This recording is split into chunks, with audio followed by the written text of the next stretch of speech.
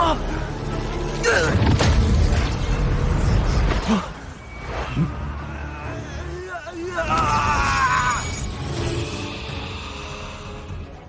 1 2 3. Halo semuanya, kembali lagi bersama para jagoan. Tentunya masih setia membahas mengenai Donghua Wusen Jujai. Dan seperti biasa admin selalu mendoakan kalian semoga selalu dalam keadaan sehat dan dalam kondisi terbaik. Di episode sebelumnya itu menceritakan mengenai pertemuan Qinchen dengan sosok kakek tua yang telah mati saat perang kuno tempo lalu. Kekuatan yang ditampilkan kakek tua itu nyatanya sangat mengerikan sampai membuat Qinchen menjadi sangat waspada, yang pada akhirnya Qinchen terkena serangan mental dari sosok tersebut. Dan kini si Qinchen akhirnya muncul kembali di part 19. Penasaran dengan kelanjutan alur ceritanya dan tak berlama-lama, langsung saja kita masuk ke isi ceritanya. Cerita kembali dilanjutkan, di mana setelah terkena serangan mental, kini pertarungan beralih ke alam pikiran, di mana di sana memperlihatkan Qinchen yang tengah waspada akan serangan orang tersebut. Tak lama kemudian muncul gumpalan Dauki yang langsung menyerangnya. Sontak Qinchen yang menyadari hal itu pun langsung menahannya. Tak tanggung-tanggung Qinchen di sana langsung mengeluarkan batu spesial yang didapatkan di reruntuhan kuno. Melihat itu tentu si kakek merasa sangat terkejut. Dua energi yang terbentur membuat keduanya kini terlihat sangat berimbang. Namun seketika kekuatan Qinchen di sana menjadi sangat kuat hingga mampu mengempaskan tubuh dari si kakek. Bahkan mampu menghilangkan energi dari tubuhnya. Dengan ini pertarungan pun akhirnya selesai dan Shin kembali ke reruntuhan. Si kakek di sana merasa sangat tidak percaya dengan kekalahan yang dialaminya. Tak banyak basa-basi, Qinchen di sana pun langsung segera untuk keluar dari tempat tersebut. Melihat Heinu yang masih terkapar, Qinchen kemudian langsung mencoba untuk mengobatinya. Hanya dengan sedikit usaha akhirnya Heinu pun kembali tersadar. Dirinya yang masih kebingungan kemudian menceritakan tragedi yang menimpanya. Sosok yang membuatnya pingsan jelas itu bersumber dari energi si kakek yang tiba-tiba masuk ke dalam tubuhnya. Dirinya yang merasa kebingungan lantas mulai menanyakan kepada Qinchen. Namun Qinchen tak menjawabnya dan malah ia pun mengatakan bahwa dirinya sendiri itu tak mampu untuk menghadapinya. Setelah perbincangan selesai, Qinchen kemudian memutuskan untuk segera pergi dari Rawa Hitam. Mereka mulai menuju ke sebuah portal di Rawa Hitam. Di sana mereka disambut dengan dua penjaga yang nampak kebingungan. Tak banyak basa-basi, mereka yang terlihat ketakutan langsung mengaktifkan portal untuk mengantar Qinchen. Seketika Qinchen dan Heinu pun telah kembali ke kota sebelumnya dan sesuatu yang tak disangka akhirnya terjadi, di mana di sana ternyata telah berkumpul orang-orang yang pernah dibegal oleh Qinchen. Mereka saat ini tengah menunggu si Qinchen untuk balas dendam. Pertama kelompok kamar dagang Gupeng yang mulai membicarakan mengenai si Qinchen yang telah melakukan tindak begal di Rawa Hitam. Nyatanya kedatangan dari mereka yaitu berkaitan dengan terbunuhnya salah satu anggota kamar dagang Gupeng yakni adalah Liu Jie. Hal itu membuat semua orang menjadi sangat marah dan langsung memutuskan untuk balas dendam. Heinu yang melihat kerumunan yang berniat jahat membuat dirinya kemudian bertanya mengenai langkah selanjutnya kepada Qinchen. Jelas mendengar itu Qinchen langsung menjawabnya bahwa dirinya tidak mempunyai waktu untuk berurusan dengan mereka. Tanya itu dengan santuinya, Qinchen juga mengatakan bahwa jika mereka berani menyerangnya, maka penyesalanlah yang akan mereka alami. Tetua kamar dagang Gupeng jelas tak membiarkan Qinchen untuk pergi dari tempat tersebut. Dirinya nampak berencana untuk balas dendam atas kematian dari Liu Jie.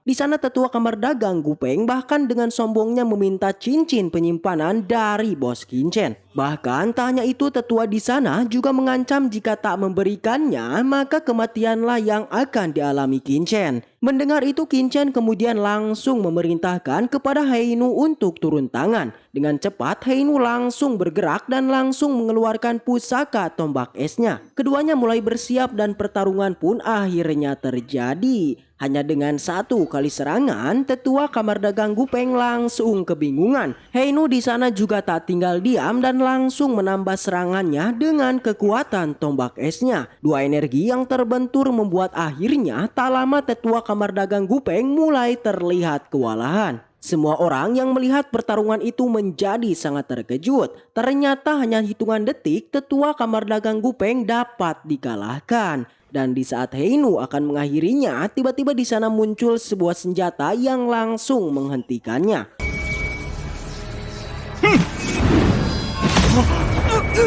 Dan dia adalah Presiden Choi yang merupakan Presiden Kamar Dagang Gupeng. Tetua Kamar Dagang Gupeng yang melihatnya langsung menghormatinya serta langsung melaporkan terkait Qin yang telah membunuh Wakil Presiden Liu. Mendengar itu, Presiden dengan pedenya kemudian menanyakan kebenaran kepada Qin. Dengan santuinya, Qin mengiyakan mengenai pembunuhan tersebut. Jelas Presiden dan semua orang yang mendengarnya menjadi sangat terkejut. Bahkan Presiden merasa sangat marah hingga ia pun langsung bergerak untuk menyerang Qin.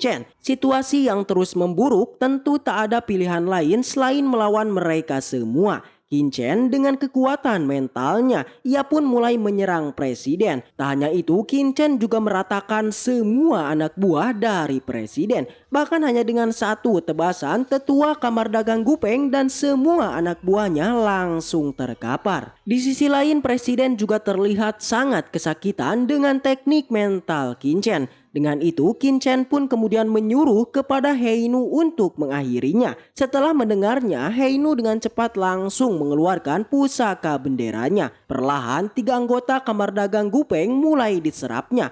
Melihat itu tentu sang presiden menjadi sangat marah. Dirinya yang merasa tak terima lantas langsung mencoba untuk menghancurkan pusaka bendera itu. Akan tetapi hal itu nyatanya sia-sia. Kekuatan dari pusaka bendera itu sangatlah besar, bahkan mampu menahan semua serangan presiden. Dan kini serangan balik akhirnya terjadi. Energi dari pusaka bendera akhirnya mulai muncul yang langsung menyerang presiden. Benturan kedua energi menjadikan area di sekitar menjadi bergetar. Tak mau kalah, Heinu di sana kemudian menambahkan sebuah energi pada benderanya, membuat presiden saat ini menjadi kewalahan dan mulai kesakitan. Hanya dengan waktu singkat, tubuh dari presiden itu langsung menghilang dan pertarungan akhirnya selesai. Heinu kemudian mengambil cincin penyimpanan presiden yang langsung ia berikan kepada bos Qin.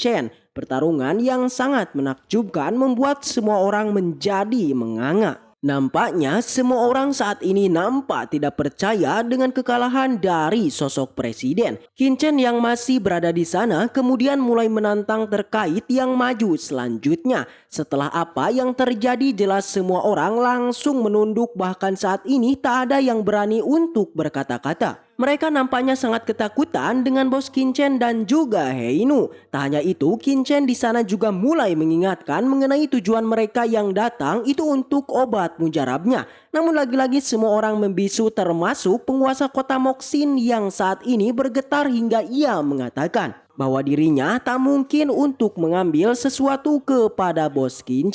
Keheningan yang terus bertahan lama, bahkan Qin di sana juga terus mencoba memprovokasi semua orang yang hadir untuk melawannya. Di sana terlihat Presiden Serikat Hitam nampaknya mulai tak tahan dan langsung mengatakan terkait kelakuan Qin sebelumnya yang jelas bertentangan dengan langit dan bumi. Mendengar itu, Qin kemudian mulai menjelaskan yang disertai dengan mengeluarkan sedikit aura birunya. Sang presiden yang merasakan aura itu langsung ketakutan. Qin dengan santuinya kemudian mulai berjalan dan juga mulai memprovokasi presiden di sana. Jelas Presiden Serikat Hitam terlihat saat ini sangat emosional, namun dirinya tak berani untuk menyerang Qin.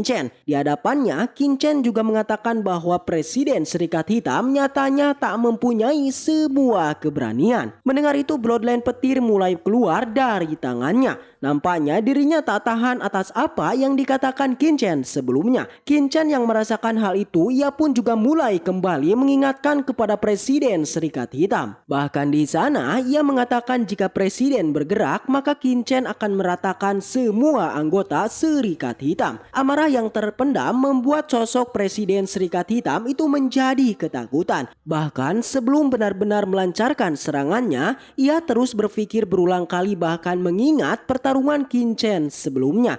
Alhasil ia pun melemparkan serangan petirnya pada tanah di bawahnya. Ternyata ia sangat ketakutan dengan kekuatan Qin dan juga He Yinu.